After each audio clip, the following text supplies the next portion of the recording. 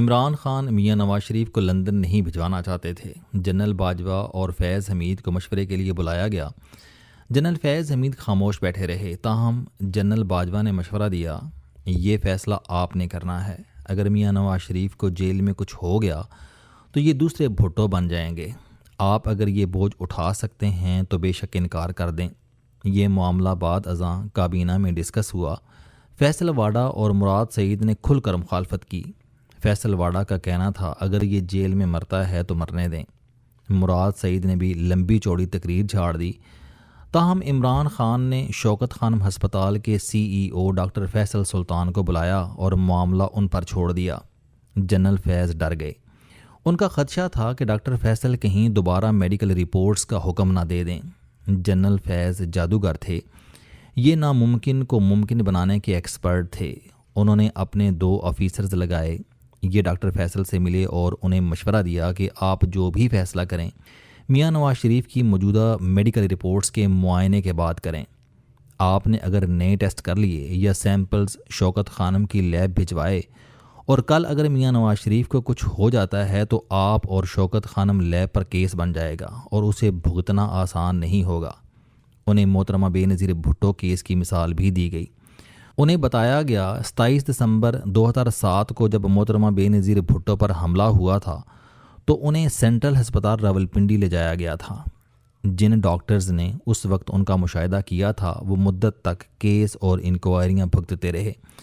ان کی جان بھی ہم نے چھڑوائی تھی، ورنہ ان کے خلاف غفلت یا قتل کا مقدمہ بھی بن سکتا تھا۔ آپ اگر سستی کریں گے تو کل کلا میاں نواز شریف کی موت آپ کے گلے پڑ جائے گی۔ فیصلہ بہرحال آپ نے کرنا ہے، تاہم ہمارا مشورہ ہے کہ آپ پروسیس کو لمبا نہ کریں۔ میاں صاحب کا مشاہدہ کریں، رپورٹس دیکھیں اور فیصلہ کریں۔ ڈاکٹر فیصل سمجھدار ہیں، یہ سمجھ گئے۔ انہوں نے رپورٹس کا مطالعہ کیا اور عمران خان کو بتا دیا کہ اس کنڈیشن میں اگر مریض چل جائے تو اسے برسوں کچھ نہیں ہوتا، لیکن اگر طبیعت بگڑ جائے تو یہ ہسپتال بھی نہیں پہنچ سکتا۔ اس دوران general Faiz Hamid Bushra be be کو بھی قائل کر چکے تھے۔ عمران خان نے مرشد سے مشورہ کیا اور مرشد نے مراقبے کے بعد نواز شریف کو باہر بھجوانے کی اجازت دے دی، اور یوں 19 نومبر 2019 عیسوی کو میاں نواز شریف صاحب علاج کے لیے لندن چلے گئے، اور پھر 9 اپریل 2022 کو عمران خان کی اقتدار سے بے دخلی کے بعد واپس آئے۔ میاں صاحب کا جانا ڈیل کا نتیجہ تھا، اور یہ ڈیل جج ارشد ملک کی دوسری ٹیپس کے بدلے ہوئی تھی۔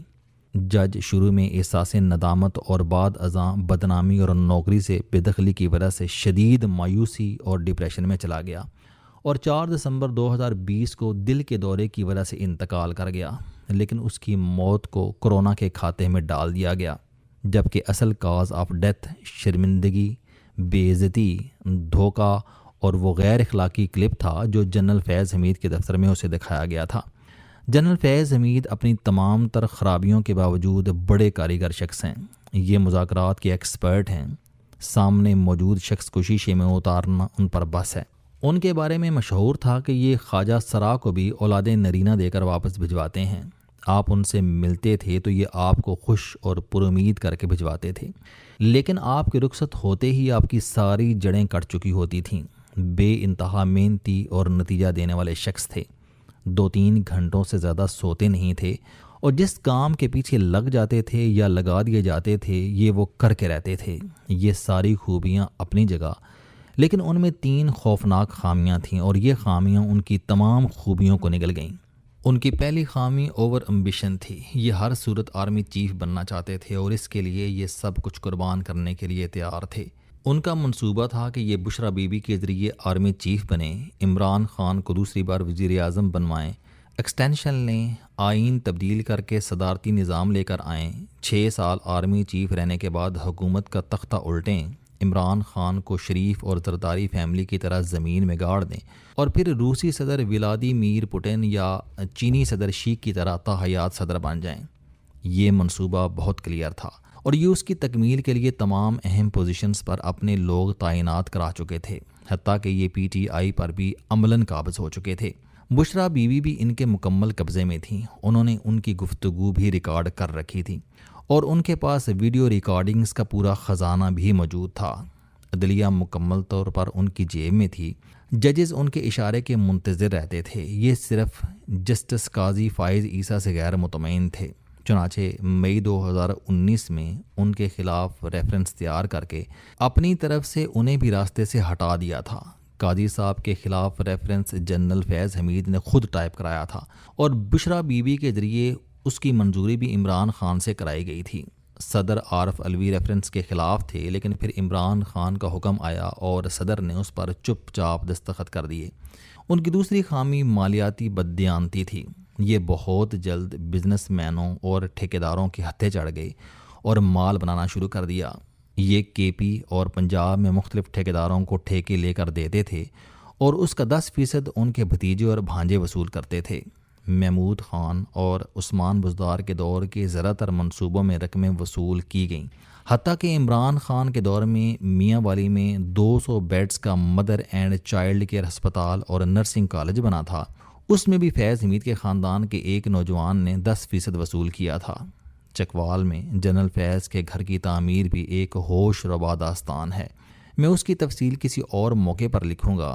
سرے دست صرف ایک حقیقت بتاتا چلوں، یہ گھر جب مکمل ہوا تو جنرل فیض حمید نے اپنے تمام کولیگز کو دعوت دی۔ ان میں جنرل باجوہ اور شاید جنرل عاصم منیر بھی شامل تھے۔ جنرل باجوہ نے گھر دیکھ کر ناپسندیدگی کا اظہار کیا تھا اور صاف کہا تھا، فیض تمہیں یہ گھٹیا حرکت کرنے کی کیا ضرورت تھی؟ ٹاپ سٹی کا ایشو بھی جنرل فیض کی اس ہوس زر کا نتیجہ تھا۔ ہاؤسنگ اسکیم کی زمین متنازع تھی، یہ کسی بیوہ عورت کی ملکیت تھی، اس پر کنور معیز قابض ہو گیا۔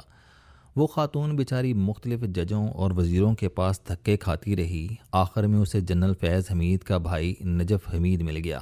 دونوں بھائیوں کو اپرچونٹی نظر آئی، چنانچہ جنرل فیض حمید کے حکم پر رینجرز نے کنور معیز کے گھر پر ریڈ کر دی۔ اس معاملے پر جنرل فیض حمید نے جنرل باجوہ سے بھی جھوٹ بولا تھا۔ یہ معاملہ اس وقت سامنے آیا جب ٹاپ سٹی کے ملازم brigadier retired Hamid Bashir army chief کے پاس چلے گئے۔ بریگیڈیئر حامد بشیر جنرل باجوہ کے کورس میٹ تھے۔ انہوں نے جنرل باجوہ کو حقیقت بتائی۔ آرمی چیف نے ایم آئی کے ذریعے تحقیقات کرائیں تو معاملہ کھل گیا، لیکن جنرل فیض حمید اس وقت تک سسٹم کی ضرورت بن چکے تھے، لہٰذا ٹاپ سٹی اسکینڈل کو دبا دیا گیا۔ لیکن جو ہی وقت بدلا تو یہ جنرل فیض کے گلے کا توق بن گیا، اور جنرل فیض حمید کی تیسری غلطی سیاستدانوں اور ججوں کے ساتھ بدتمیزی تھی۔ ہم ججوں اور سیاستدانوں پر لاکھ اعتراض کر سکتے ہیں، لیکن یہ اس کے باوجود معزز لوگ ہوتے ہیں۔ آپ جب ان کے ساتھ بدتمیزی کرتے ہیں تو کبھی نہ کبھی آپ کو اس کا خمیازہ بھگتنا پڑتا ہے، اور جنرل فیض حمید کے معاملے میں بھی یہی ہوا۔ نواز شریف کو 13 جولائی 2018 کو لندن سے واپسی پر ایئرپورٹ سے گرفتار کیا گیا۔ 8 اگست 2019 کو مریم نواز میاں نواز شریف سے ملاقات کے لیے کوٹ لکھپت جیل گئیں۔ انہیں وہاں والد اور چھوٹی بیٹی مہانور صفدر کے سامنے گرفتار کیا، اور یہ منظر جنرل فیض حمید نے کیمروں کے ذریعے خود دیکھا۔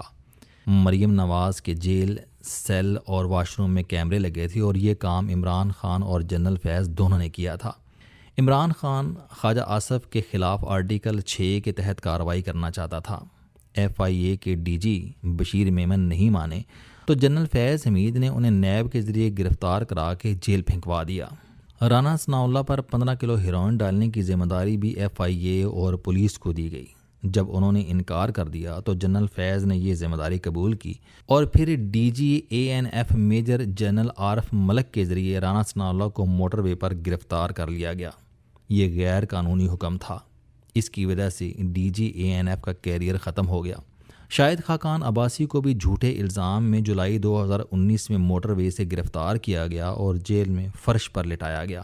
15 دن ان کی وکیل سے ملاقات نہیں کرائی جاتی تھی اور عدالت میں ان کی پیشی نہیں ہوتی تھی۔ اس کے پیچھے 2 لوگوں کا ہاتھ تھا، اور پہلا ہاتھ جنرل فیض تھے۔ ابصار عالم کو 20 اپریل 2021 کو پارک میں واک کرتے ہوئے گولی مروا دی گئی۔ جب صحافیوں نے جنرل باجوہ کے سامنے اعتراض کیا تو جنرل فیض نے اسے غیر نصابی سرگرمیوں کے کھاتے میں ڈال دیا، جبکہ اصل ایشو اس وقت شروع ہوا تھا جب ابصار عالم چیئرمین پیمرا تھے، اور انہیں جنرل فیض نے 2 ٹیلی ویژن چینلز کو فیور دینے کا حکم دیا تھا، اور ابصار عالم نے انکار کر دیا تھا۔ جنرل فیض کو ان کی ٹویٹس پر بھی اعتراض تھا۔